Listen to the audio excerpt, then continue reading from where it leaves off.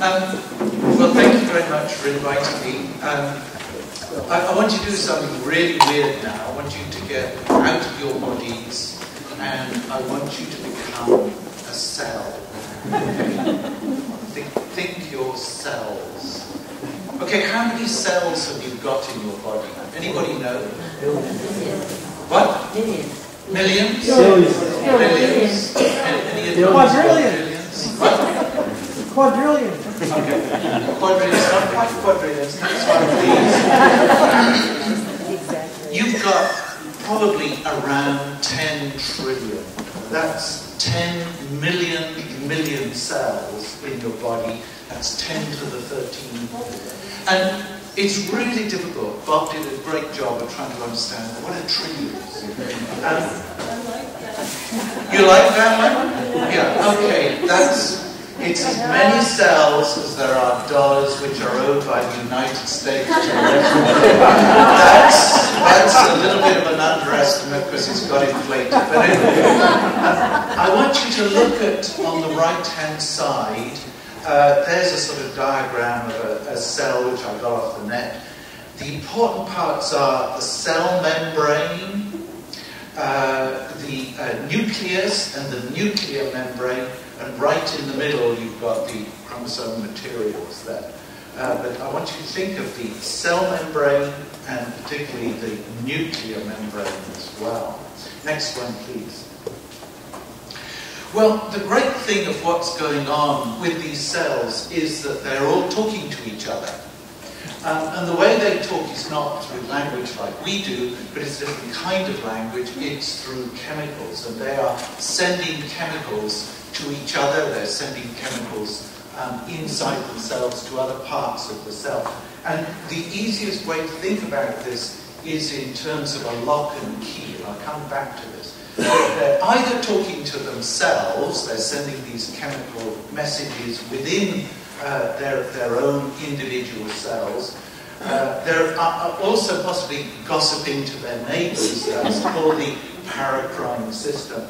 Or they're making long-distance calls, which is known as the endocrine system, out of one part talking to another very distant part, all right?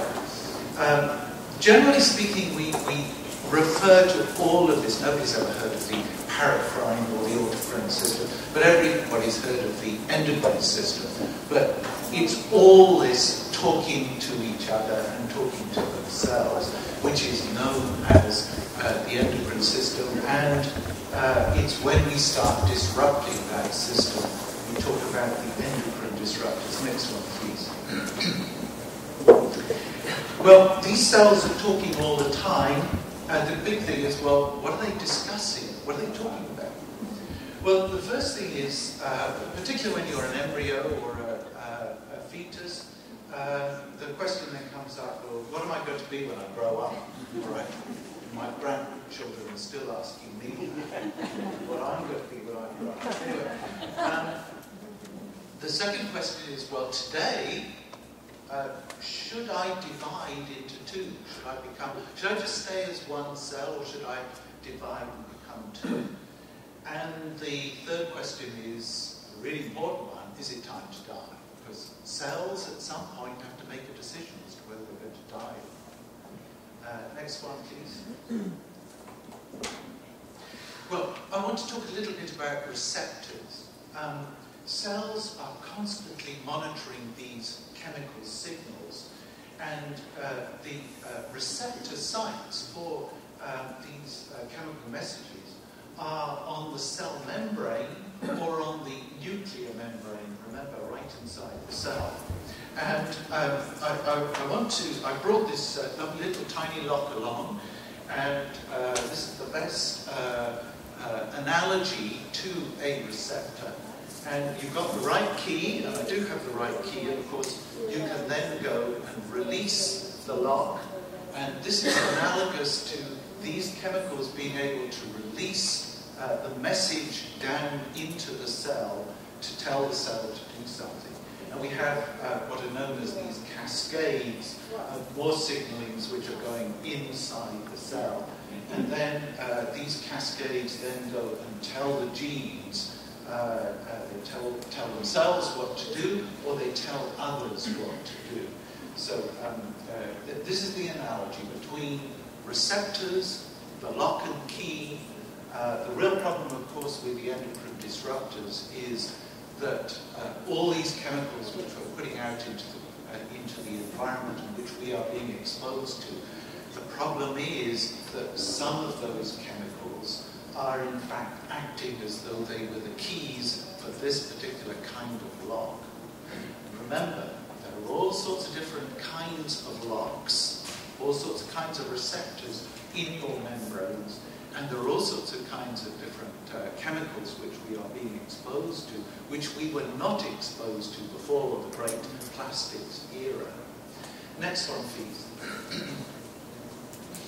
Well, the endocrine disruptors tend to be man-made chemicals. The real exception is that there are a whole series of chemicals which are made by plants, the phytoestrogens, which are natural, which can act on these receptor sites as well. There are a whole series of different kinds of ways in which they go and mess up the communication process. As I've mentioned, there are these guys who are coming along who are acting as though they were the real thing. They're mimicking the real receptor, the real end part of the endocrine system. Or they can be going into the receptor site and blocking the real endocrine part of the endocrine system from actually docking into the right place. You can also get metabolic interferences as well. You can either get increases or decreases in the endocrine system, and you can also have part of the endocrine system being red at the wrong time and telling the cells, telling the whole developing embryo to go and do something or not to do something when it should be or should not have been doing something. So it messes up the whole timing process. Also, in the process of transporting the communication between cells, some of these chemicals can go and knock off the real endocrine, the real hormone can go and knock it off from the transport process, and so it doesn't end up where it ought to be. Next one, please. Well, what is all this relevant in terms of cancer? Well, we tend to have thought in terms of mutations as really the key to understanding cancer. And this is an important part of it, but it's not the whole of the cancer story. Cancer is the uncontrolled increase in the number of cells in your body. This is the process whereby your cells are constantly saying, hey, let's divide. So you've got this communication process. At one level, your genes are saying, divide, these are known as the oncogenes, and it's a dynamic process which is going on inside each of your cells, your 10 trillion cells. Every day they're going through this process of saying, divide, and another part of them saying, stop. And the stop group are known as the tumor suppressors. And then there are other genes in there which may be saying, go and die. The chemical carcinogens damage the DNA. They can actually break them or go read them wrongly or get right in the middle of them, make the reading of them inaccurate. And some chemicals are used for manufacturing plastics, and they cause mutations. And I want to just focus on breast cancer at this point. Next one, please. There's been an enormous amount of work being done with laboratory animals, and there are now about, I think it's 216 chemicals which have been associated with increases in mammary gland tumors. Now, 42, in the US National Toxicology Program, there are 42 chemical mutagens which have been identified in terms of breast carcinogens. And internationally, I think we're about 100 which have been identified. Next one, please. We're still dealing with mutagenesis. One of the examples is the polycyclic aromatic hydrocarbons. You get these from things like barbecue, grilled and smoked food, tobacco smoke, air pollution from auto exhaust and power plants and so on. Also fossil fuel burning processes, and what I'm wondering about is just how much is there in burning plastics. Next one. Another one is ethylene oxide. It was commonly used in hospitals and medical facilities and for sterilizing instruments. Next one. There are other mammary carcinogens, for example, in certain furniture finishes, dyes and solvents. And for a long time, as I say, carcinogens were believed just to be mutagens. And that was the only legitimate story for a very long time. Next one. I want to look at another part of the cancer story, which is in terms of promoters. Once cancer begins, tumor promoters can stimulate growth.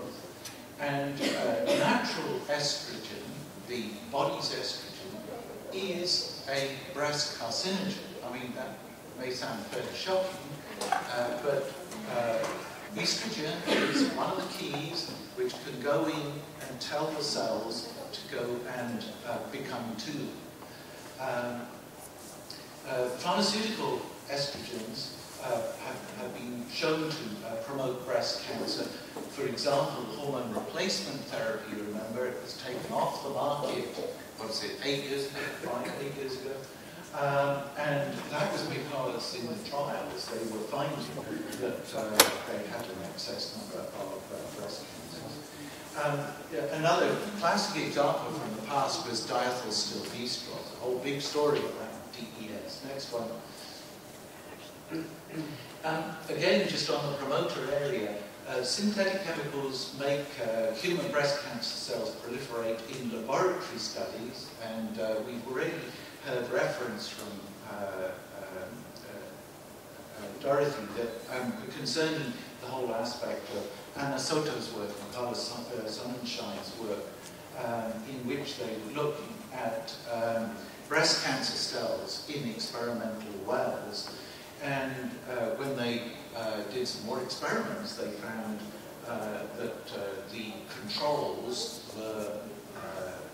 were increasing, and it took a long time before they actually found out that it was because of a new batch of wells that they had, and finding that there was no phenol in this particular batch, which had not been in any of the previous ones. Next one. Estrogen mimics are endocrine disrupting compounds. They affect tissues which are controlled by hormones. The endocrine disrupting chemicals in plastics, pesticides, detergents, and in cosmetics, and in many other sources of the promoters. But that's not all. The really important other part is in terms of developmental toxicants, and this is the third part in relation to relevance to cancer. Next one. I want briefly to look at atrazine and dioxins. These have been shown to disrupt developmental signaling in the developing embryo. And what they do is to go and leave the mammary gland much more susceptible to subsequent exposure to carcinogens. And there were experiments which were done by US EPA scientists. Next one.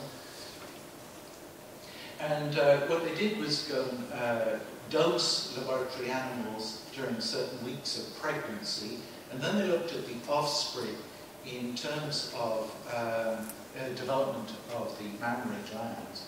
And what they showed was that the mammary glands never fully developed. Now, the problem with a lack of full development of the mammary gland is that it does leave them susceptible to subsequent exposures to carcinogens. This is an example of this disrupted signaling mechanism. Next one, please. So I want to give a brief summary. Literally, you have tens of trillions of cells. They're all talking, they're gossiping, they're ordering each other around. The receptors relay chemical messages to the genes.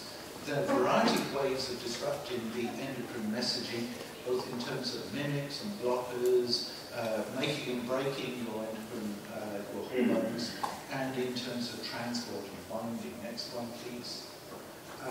There are three mechanisms that I think are important in terms of carcinogenesis. There is mutagenesis, which is damage to the DNA.